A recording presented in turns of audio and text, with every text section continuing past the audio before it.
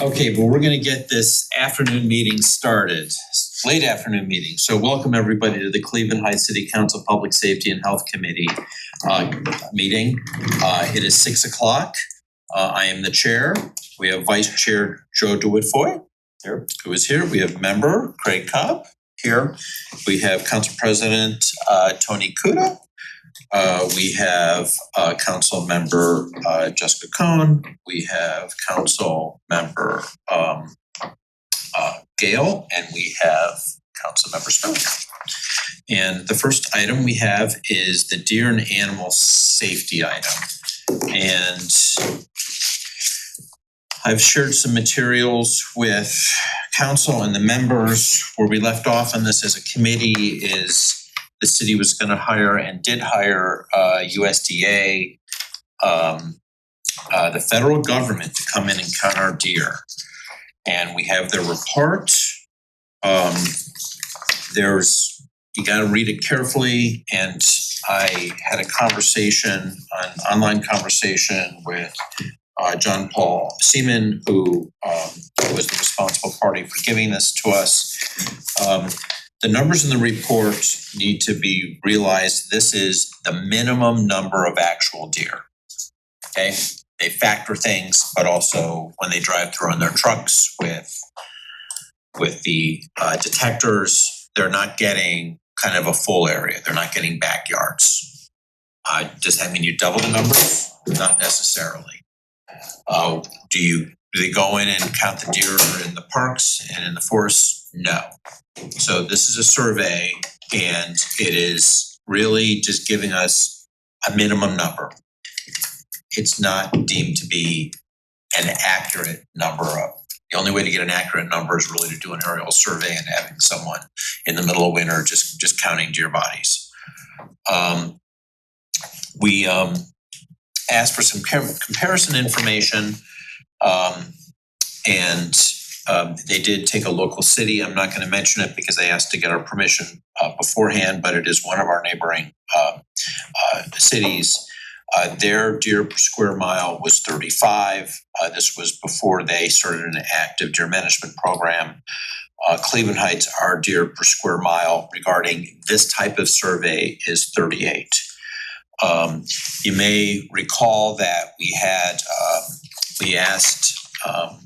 ODNR to help estimate the number of deer we had based on their gut feeling, working with neighboring cities.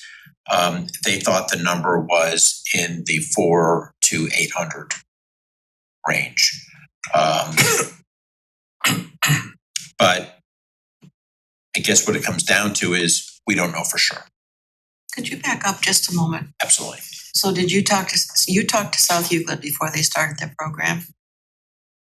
Or Shaker? I spoke to USDA, and they did bring up South Euclid. So the data I was referring to was South Euclid. So they were at 35. That is correct. Before they started their program. Before they started the program. So that was the data that they used to begin their program, plus vehicle deer crashes and carcass removal, etc. That is correct. Community survey. So, because that number, it's discouraging because, especially since they can't count the backyards. That's where my dear family lives. Do you have a sense of which data point you would lean towards to justify using this particular piece of information for a deer management program? Well, we don't use this data. The person that's going to author what's the term that's used? A deer management plan would use this data. Okay. And I have a checklist that we received from ODNR just to take a big step backwards, and you'll sort of see where all this kind of comes together.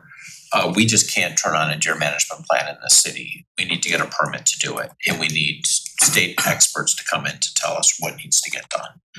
And one of the things that the state will do for us is they will write a deer management plan based on some inputs that we provide. So those inputs might be, well, we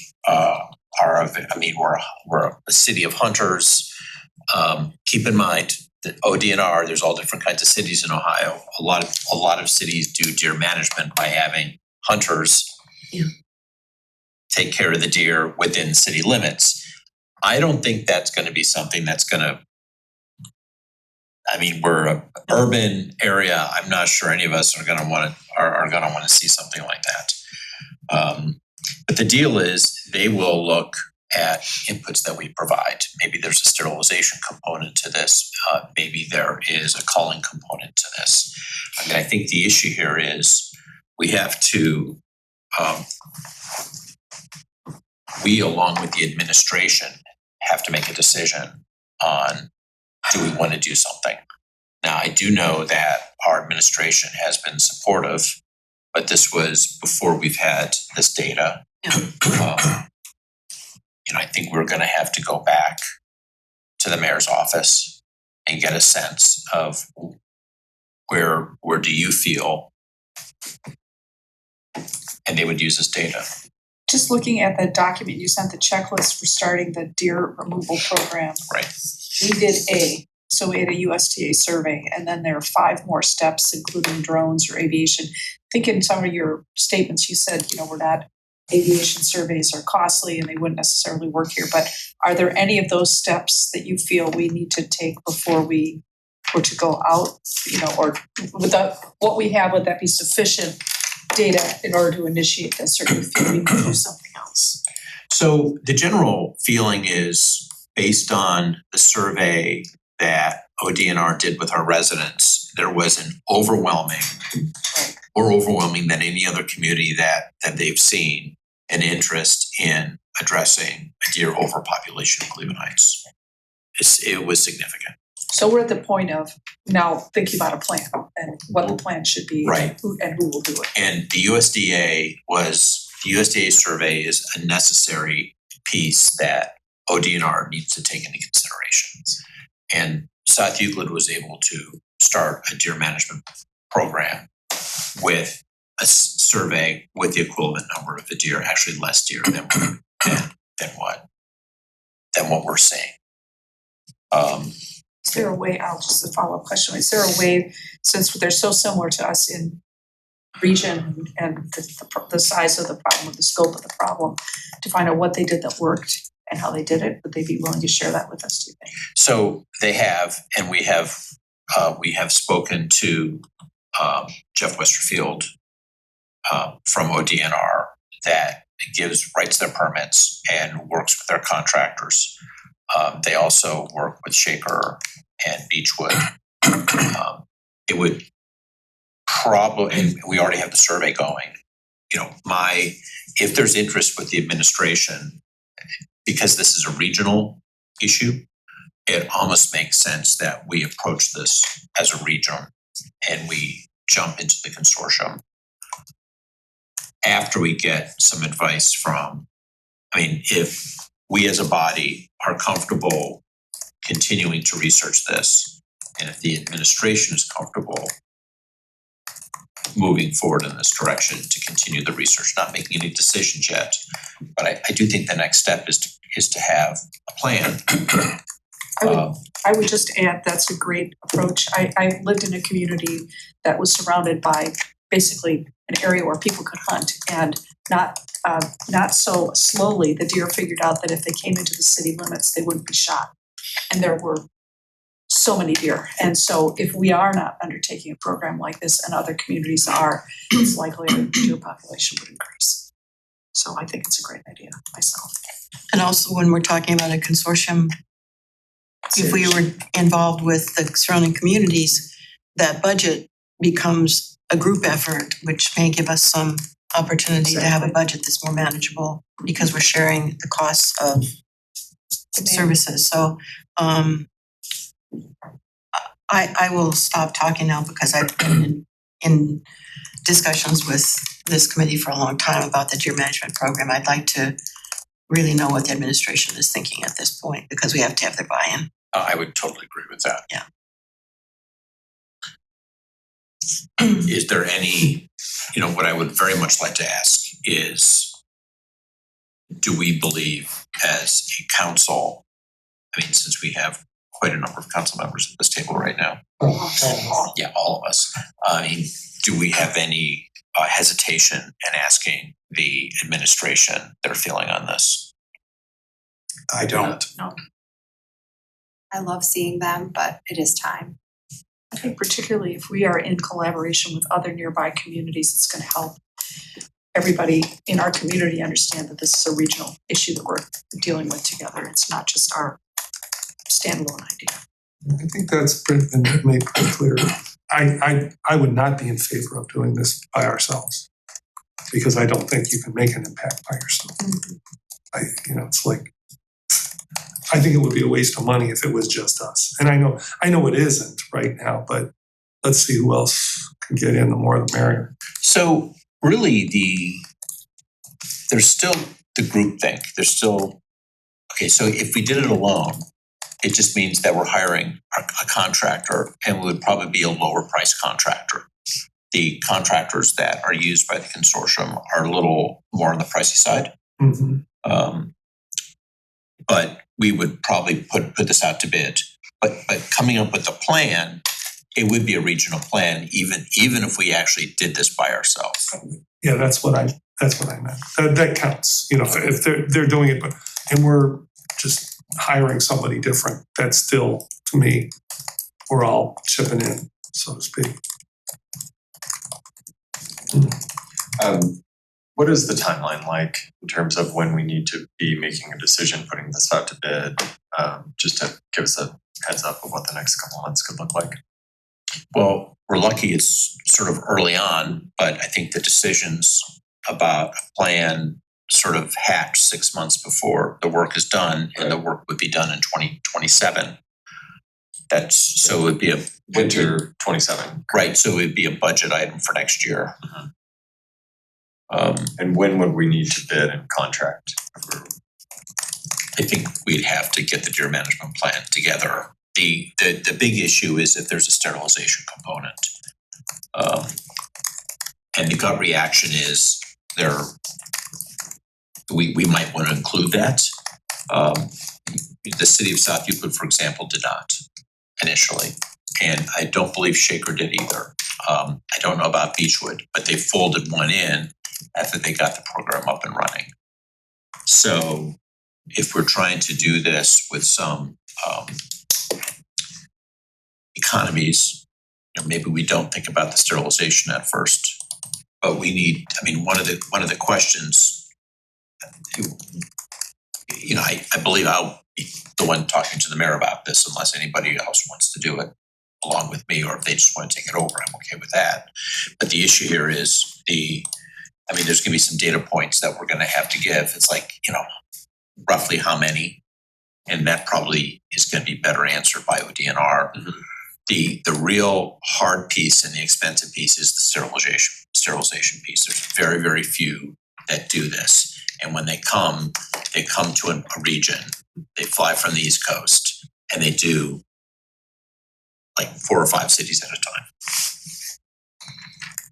Do you know if other cities did not initially, or did they move towards including a sterilization program because of efficacy, or just because they thought that was more humane, or what was the decision making moving from culling only to including sterilization? If you've got a problem, the quickest way to solve it is with culling. If you have time on your hands, and once you sort of get your numbers down, then it makes sense to start working in some sterilization program. And this will be an annual expense. Once you start it, if it's gonna work, it's going to be or a regular recurring expense. We're not gonna do this one time and then think we solve the problem.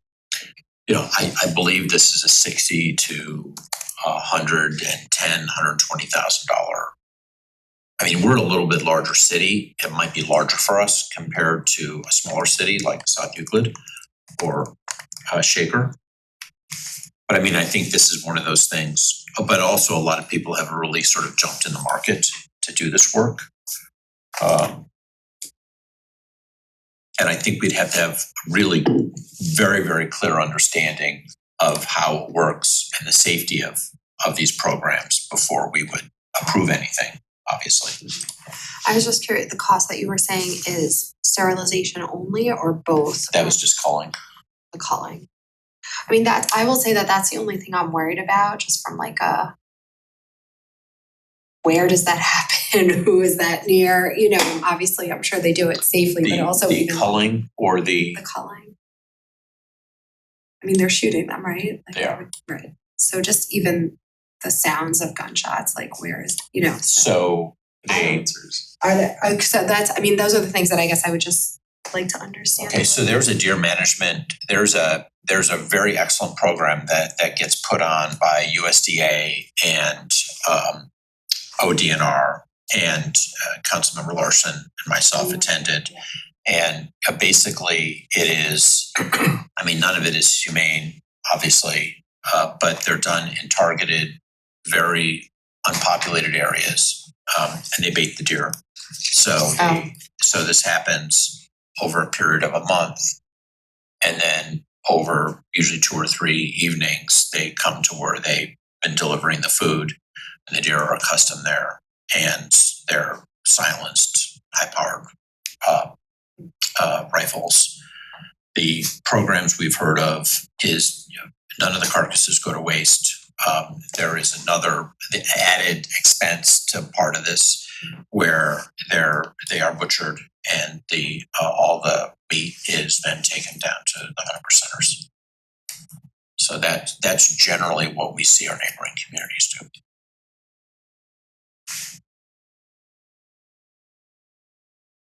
But I think we'd have to, I mean, our public is going to be concerned, well, with whatever plan we come up with, there's going to have to be a public information piece. So everybody is, you know, I know everybody's not going to be comfortable with this. I mean, we know the data from the people that have reached out to us. We know that there's really a lot of interest in us doing this, you know, based on, you know, citizen information. But I think for even those, but just as spirit of transparency, I mean, there's a lot of information we're going to have to get to our public just so they're aware of what's going on, and so they understand the decision that we would be making. Probably means more presentations if a plan is developing, like from Jeff to come back from ODNR and reiterate the kinds of actions that those culling crews take. They're very professional at what they do. They don't do this lightly, and they try to be as discreet as possible when they are culling. But he is such a good presenter that I'm sure he'd come back again, right? That in the metro parks. Yes. I mean, they were really, Yes. I mean, between USDA, the metro parks, and ODNR, they recognize this is a man-made problem. Yeah. You know, these just aren't natural deer. We have created this problem ourselves. They were nearly extinct. And just the whole presentation is just really very, very interesting. And very helpful to understand. Any other thoughts about this? Okay, so as a takeaway, I'll get with the administration and we will get a sense of the direction that they're heading in. Because I do agree, if we in the administration are not, you know, both of us, you know, both bodies have to be comfortable in order to move forward with this. So, the next item is adjustments to previously passed privacy legislation. And there were some conversations that we had when we, you know, specifically regarding the flock cameras and the license plate reading technology, of some tweaks that we were going to be discussing. Now, since then, I do believe, and I don't know what the outcome was, the mayor and the police were working with Flock in order to limit access from other communities in order to accessing our data. It was not going to be as open. It's almost as if they have to get permission. I don't know where we're at with that. I would like to ask the administration if they can give us an update in a future meeting. But are there some items that you can share with me either now or just between that I can share with the administration? So my main concerns were just the scope of, departments that we were sharing that information with. And my understanding, as you just laid out, is that the administration was conducting a review and potentially adjusting some of those sharing parameters. So that was my main concern with it, specifically sharing with municipalities that have active 287G agreements with DHS. So I would want to hear, the results of that review before pushing for anything more. But that was my piece of concern. Any others? Quick question. Does anyone know whether there are any communities in Cuyahoga County that in fact have an agreement with Department of Homeland Security? I don't believe so. Outside of Cuyahoga County, yes. And specifically with Flock, there's no formal agreement at all with Homeland Security and Flock as an organization, but yep, there's thoughts, there's concern that a federal officer could walk into a police department that has access to Flock and use data that we would not agree with. Right, and a 287G agreement essentially is local enforcement of federal immigration law. So take for instance, neighboring counties that may have a 287G agreement that we're sharing information with, they would be able to use data obtained on our network for those purposes. Even though there's no formal sharing agreement with Flock. I'd also be curious to know how often any communities are requesting data from us that aren't adjacent to Cleveland Heights, and then how many communities outside of Cuyahoga County are ever asking us for data. I think the concern is that there's not a request for data. They can go on the network and access the network. So there's not a formal data sharing agreement in that sense, other than the initial linking to other municipalities. I would push back a little bit on that, because when we saw the system demonstrated, Captain Young stated to us he knows if somebody's tapping in and looking at our data that is not authorized, and he can shut them down. So it's my understanding that he's in control of who, right, from that demonstration, of who can access the data. So it is true that we're in control of who can access the data, but it's not each time someone wants to, or a municipality wants to access, has to request and then be formally approved. So at some point when we set up our network, we enter into sharing agreements essentially with other municipalities on the network. And then once we're linked, they can go in and access data obtained from cameras on our network. We can audit and see if other municipalities are using that data, but it's not on an ongoing basis, an approval process. So, and it is true that we can shut that down. That's what we're discussing. Have you talked to Chief Britton about what you just said? We know that they communicate with other municipalities when there's someone that they're looking for. Like somebody comes in from Cleveland and our cameras are utilized to see if we are tracking that person. But I'd really like to know where somebody asked that question. I think it makes sense for us to have a discussion with the administration on this particular item. Because since we saw there was concern, since we saw the system, there was work done by the police department and the mayor's office to put some limits on access, to close some of the loops that people were concerned about coming in and taking our data and being used for purposes that were not approved by us. Okay. And I don't know the outcome of that, but I did run into one of our officers and they were very happy that we ran into this, but they said that they had worked through a solution and I don't know what that is. Okay. I was just looking at, there was other items that we wanted to adjust in that legislation. And I think what's gonna happen is we might not have to do anything in that legislation if they've made the changes that I think have been made, but I think we need to. I just wanted to make sure if there's anything else anybody had. That was really it for me. So then prior to the next meeting, or we'll request an update on that review for the next meeting. Yes.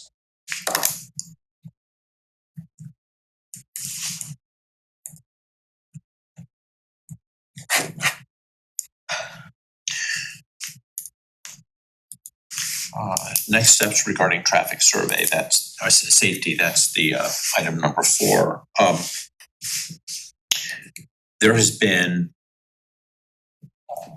we left off in a prior meeting about trying to figure out really what is the administration's preference and how, if a citizen has a concern that maybe people are driving down their street too fast, what's the process and procedures? I spoke to the mayor about it. He asked me to reach out to the planning department, which I did. And I had a pretty lengthy conversation with them.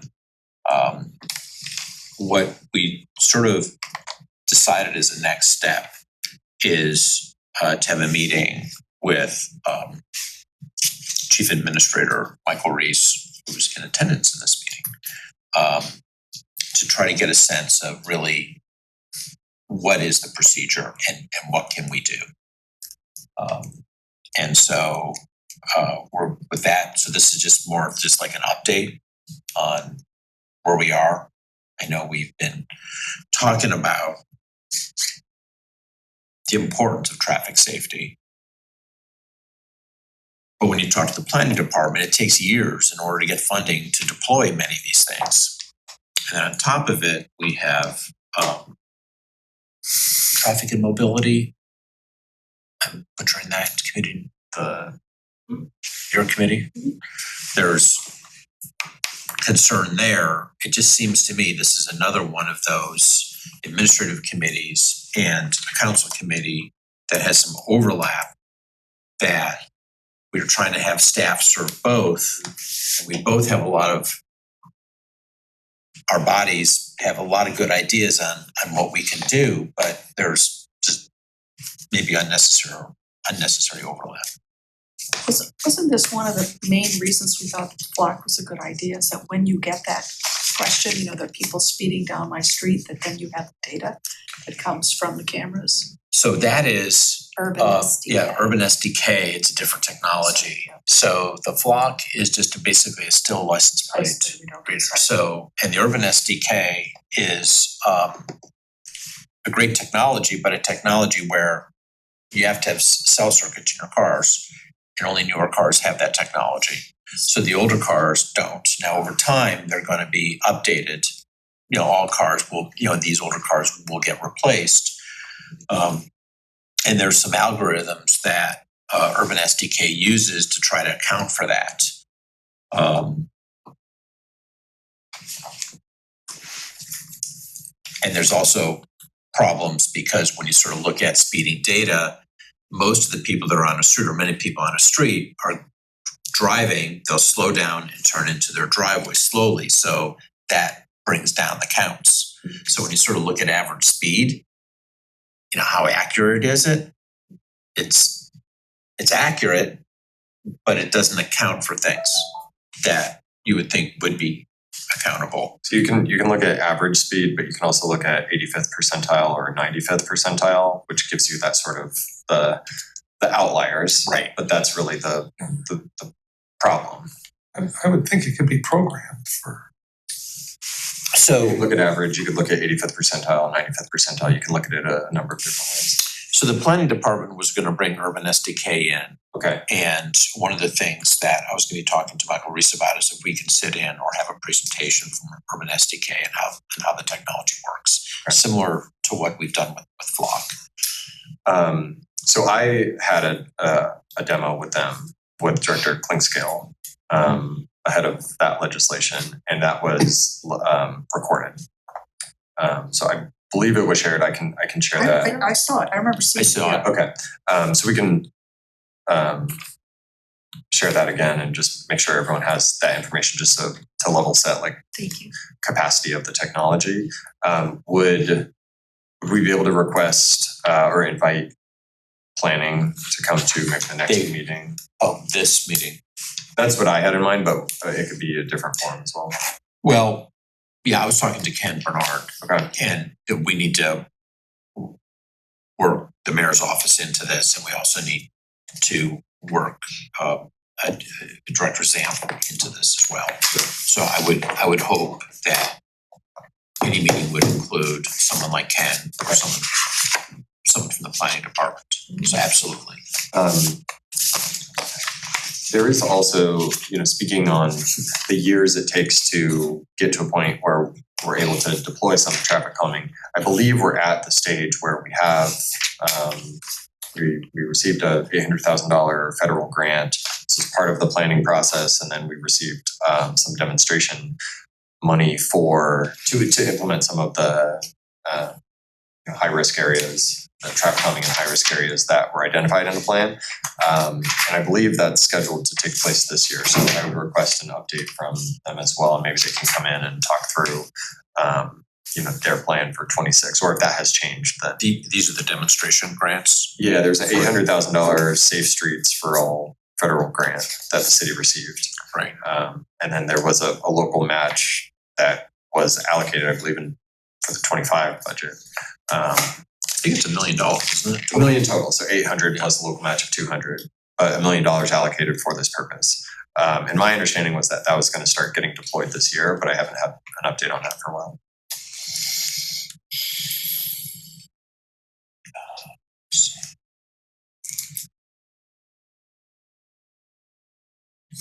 So it'd be good to, I think, just globally update on how planning is thinking through, because it's not just that. There's a number of other avenues and grants that they're pursuing. So it'd be good to get an overall update. I think that's helpful. I can bring that up in my meeting with Michael Reese, and we can then work and get Eric involved. Okay. Any other thoughts regarding that? Okay, I do have another item. Does anybody else have any other items first? So we did receive an email regarding lockboxes for senior citizens. And this is something in Maplewood Village that saved my dad. And it sounded almost as if we didn't provide lockboxes for seniors. These are a box that the fire department or EMS or police has a key to. There's a key to the house. So in a senior citizen's house, the lockbox gets placed. If they need to go into the house and if they break a window, they can do a safety check. And apparently Cleveland Heights does have a program. I just heard from Fire Chief Harry about it today. I would like to get a little bit more information on that and bring that back to the committee. I have an open item with Fire Chief Harry regarding putting smoke detectors in houses. And there's been an overwhelming amount of work to get done, and I haven't followed up on that, but I think this is going to be a good thing to follow up. So I'll follow up with him on both of those and maybe see if a fire or EMS representative can attend the next meeting. Chair Posh, when you talk to him about installing fire alarms, would you also bring up the topic? I've had this week recently with a good friend of mine. She could not get the battery changed on her installed fire alarm. And it required some kind of electrical, it sounded like it was hardwired. So it required an electrician. And I just think that's part of all the safety that we could provide for our senior and disabled people who live by themselves. The staffing was an issue, so my friend had to have an electrician come in. But it's all kind of a big ball of wax of safety for those folks. It seems to me you can just put a side-by-side detector. That would make sense, yeah. That would make sense. So just install another one, yeah. Certainly. Does anybody recall, I thought we voted on some legislation a few years ago authorizing this lockbox program and the purchase of lockboxes. Did we purchase the lockboxes and they're just sitting someplace and we never made them available or advertised the fact that we had started this program? I'm not sure it's been advertised. I was a little bit surprised about it. I do believe the lock boxes are being used. It was mentioned that they are being installed in residents, and the chief mentioned it seemed like a great program. We can find out how much time has been spent into that already. I do know that there was, difficulty getting some of the smoke detectors installed because of staffing issues. But I think that has been resolved over the last couple of years when we brought we hired 10 firefighters last year. Was that, we increased the size of the fire department? It wasn't 10. They asked for, they got, what'd you say, Gail, 6, 7? 6, okay. This brings up the question of how many other things over the last few years, like this, we know the surveillance cameras, not Flock, the other surveillance cameras were not implemented. They may still be in the process of being implemented. So I don't know, City Administrator Reese, how we find out what hasn't been done. But this is really, it's a shame that that council authorized this program. We have it and it was never, adequately advertised so people could take advantage of it. So for the lock boxes, I don't think there's any reason to believe nothing has been done. Or how can we better communicate, whether it's through the senior center or the, Commission on Aging, maybe we just have to be creative. I found the legislation that was passed in March of 2024, authorizing the prior mayor to enter into an agreement with Roper Lockbox for the purchase of approximately 2,332 lockboxes. It's a very specific number. For $68,887. How much? $68,887. It looks like that this was CARES Act money that was used to do that. That's a lot of boxes. Hopefully they're still sitting someplace. What they should be at the senior center and Then we'll need to learn more about the program. Is that just the cost of the lock boxes or is there installation services in with that? No, there's not. If it's the lockbox that a realtors use, it's no installation. I think if you could do it yourself or we could send a fire department person out to do it. So the ones that Mayfield Village uses, they're actually smaller than the real estate ones and they actually screw into a door frame. And I think it's a screw or two and then they're armored in a sense and a master key is used to open them and retrieve the real door key from the inside. It was $60,000 for 68. 2,000 something boxes. Yeah. So look at that per box. That's a lot. There may have been some income restrictions on that.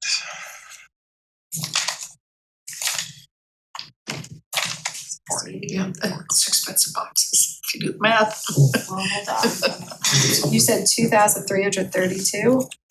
No, it's Yes. 29 and a half. And accompanying equipment is set forth. I don't have Exhibit A on That's that. not It's bad. well worth it. $29. 29 and a half. That's- I've never been lockbox shopping, so I mean, Seems, reasonable. But then those would be installed by our staff, potentially police or fire. Well, that cost is gonna be a whole lot more than $30-some a box. But Chief Harry he's suggesting that we promote it, or when you had the conversation with him today? It was just, do we have this program? And the answer was yes. And so I asked if I can follow up with them later on this week. I just found that out this afternoon. I mean, this is good news, okay? Absolutely. It's like many things we've seen in the past, it takes a lot longer to get stuff done and stuff that has, there's been a lot of neglect and things, okay? And I don't wanna point fingers at anybody, but I mean, we knew it's trying to uplift a police vehicle 6 to 8 months just because paperwork just doesn't get done, so. I would like to follow up on what Councillor Cohen said about not knowing if our legislation is implemented. That is the final column on the tracking that I'm asking Addie to put together. We haven't had a chance because she's been ill, but implementation. And then we can all of us will be able to look at that file and see any legislation, especially that initiated by council. Was it put in place or not? And I think that's critical. That's just really critical. So it's a critical column. Well, I have a question for that. City Administrator Reese has some thoughts, but that will be great moving forward. So we have a record of that. But a lot of the legislation is around contracts. Is that part of any operational review that you and your team are doing in terms of reviewing contracts, legislation from prior years to see where we are on those? On our contract process, we're putting in place a system so they can be better tracked. Right.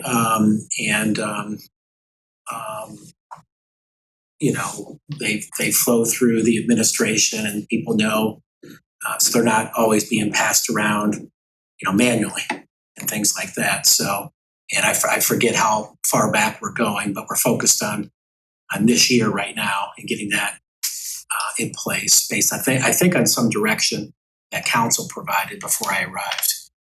So that certainly is a focus of ours, and posting that information too on the website as well.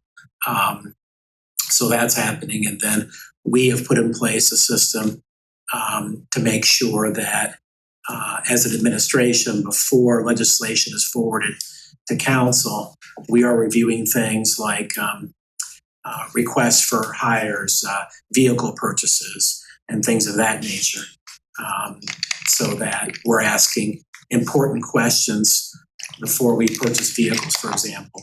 What else do we have in the fleet? How are we disposing of vehicles? How are they being maintained and things of that nature? So those are some things that we've put in place, but I know there's more that can be done. Is the contract process connecting the contracts with the legislation that authorize them? Like, is that? Yes. So I think it would be interesting to know how far back you went on the if at all. And then at some point, and I know the administration has a huge lift on everything, but at some point, starting in 2025, then 2024, then 2023, and we have all the ordinances and resolutions on the website. So There should be somebody that can, we could do it with AI if we had a closed system. So it's not. Right. That's the problem. Right. And the issue is we legislation to force the administration to put contracts, I think 5,000 Right. was the number. I think that's right. 75? I mean, it was under 10. Yeah. Okay, so it was, Up to 49999. right, because we recognized that we felt some games were being played on contracts that were getting approved that were supposed to be 50,000, but numbers were shifted in such a way, they were adjusted so they weren't having to get our approval and things were being hidden from us, and we were upset about it. So this is why I believe It's just a Councilor good Cobb, practice regardless. you suggested this, I mean, we talked about lowering the administrative threshold and purchasing from 50 to a lower number. But we seemed like this was gonna be a good start. We passed the legislation and the implementation of that was stalled underneath the old administration because they don't wanna do it. So, but now it's been getting done and we had some updates in a prior finance committee meeting where it was very difficult because it was so fragmented. There was really not a best practices. The Like, process. yeah, okay, like, you know, where does the paper go? I mean, who's sitting on the paper? Who signed the paper? Is signed? Has it been paid? And nobody, there was, Where is the paper? I mean, yeah, where's the paper? if I might say in retrospect, I think the thing to have done would have been to not just say, let's go back to, a year, but, let's start now. And then if there are any specific contracts, that we would like posted, because, there was some shrouding of, transparency or something, just do that. But, nonetheless, here we are. Well, I'm pleased that the new administration has been able to figure this out. Yeah. And, our kudos to our finance department and law department and the administration to do this work. I also think that because we did that though, Yeah, the administration's gotten a look at where the processes break down, where procurement especially didn't have what they needed in terms of referencing the legislation that created the expenditure or the contract that was tied to the expenditure. I'm sure there were some aha moments. Yeah, and that's another reason it took so long to finally get it posted, but they're putting the contracts up there now. You can see them on the website. That's great. Okay, any others for this committee? We're gonna roll into an administrative services. That's up next 7. at 7:00. This is the benefit of committee of the whole, is we could. Yeah, we could just speak, but we're gonna have to adjourn. Yeah, well, we're gonna adjourn. Thank you very much. We'll see you shortly.